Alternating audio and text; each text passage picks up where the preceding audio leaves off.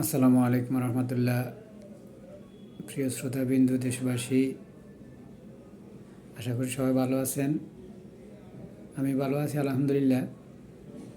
হৃদয় ভারাক্রান্ত হৃদয়ে আজকে দেশনেত্রী বেগম খালেদা জিয়াকে নিয়ে দু চারটি কথা বলবো। আমার দেখা বাংলাদেশের একমাত্র নেত্রী, একমাত্র নেতা,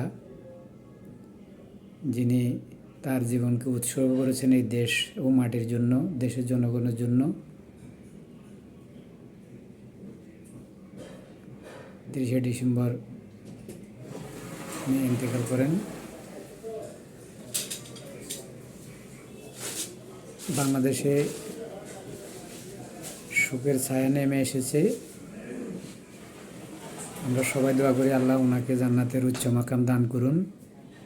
সবাই প্রত্যেকের জায়গা থেকে ওনার জন্য অনুগ্রহ করে প্রত্যেকের নামাজের সময় ওনার জন্য একটু দোয়ার অংশ রাখবেন, একটু দোয়া করবেন। আল্লাহ যেন ওনাকে ওনার মানবীয় ভুল ত্রুটিগুলো ক্ষমা করে ওনার সকল দেশ প্রেম এবং দেশের প্রতি যে ভালোবাসা, জনগণের প্রতি যে ভালোবাসা ছিল, দেশ যে উনি কাজ করেছেন ওনার দীর্ঘ জীবনে, যেন এই কাজগুলোর উছিলায় আল্লাহ ওনাকে জান্নাতবাসী করেন।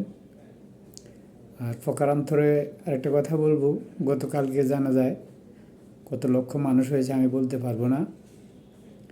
আপনারা মিডিয়াতে শুনেছেন, মিডিয়াতে দেখছেন, দেখবেন। তো যাই হয়েছে, যতজন হয়েছে সবে ওনার দেশপ্রেমের বহিঃপ্রকাশ, ওনার দেশের প্রতি যে কমিটমেন্ট ছিল তার বহিঃপ্রকাশের প্রতিফলন। আল্লাহ ওনাকে জান্নাতের উচ্চ মাকাম দান করুন। প্রকারান্তরে একটা কথা বলবো, সেটা হচ্ছে আমাদের দেশে আরেকজন নেত্রী ছিল, সে এখন খুনি হিসাবে স্বীকৃত হয়েছে। সে এখন পলাতক, দেশ থেকে পালিয়ে গেছে দেশের সম্পদ লুণ্ঠন করে। সে যদি স্বাভাবিকভাবে দেশে মৃত্যুবরণ করতো, আমার মনে হয় না খালেদা জিয়ার জানাজায় যতজন অংশগ্রহণ করেছে তার 1/4 লোক হতো। কারণ তার প্রতি তার ভিতরে দেশ প্রেম ছিল না, জনগণের প্রেম ছিল না, তার শুধু কিছুটা দল প্রেম ছিল। আর জনগণের প্রতি তার বিদ্বেষ ছিল। তার বাবাকে এই দেশের জনগণ মেরে ফেলছে। 7 জন না 8 জনে তার বাবা জানাজা অংশগ্রহণ করেছে। তো তার সেই বিদ্বেষ, তার শেষ হিংসা থেকে সে দেশের মানুষকে প্রতিশোধ নেওয়ার জন্য কিছু লোককে প্রলোভন দেখিয়ে, কিছু লোককে কাছে রেখে সে এই দেশকে গত 17 বছর নরকে পরিণত করেছে। আলহামদুলিল্লাহ, গত 5ই আগস্ট আমরা মুক্তি পেয়েছি।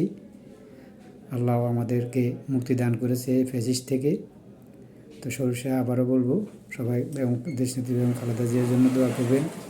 আল্লাহ যেন ওনাকে জান্নাতের উচ্চ মাকাম দান করেন। আমিন। আল্লাহ হাফেজ। আসসালামু আলাইকুম রহমতুল্লাহ।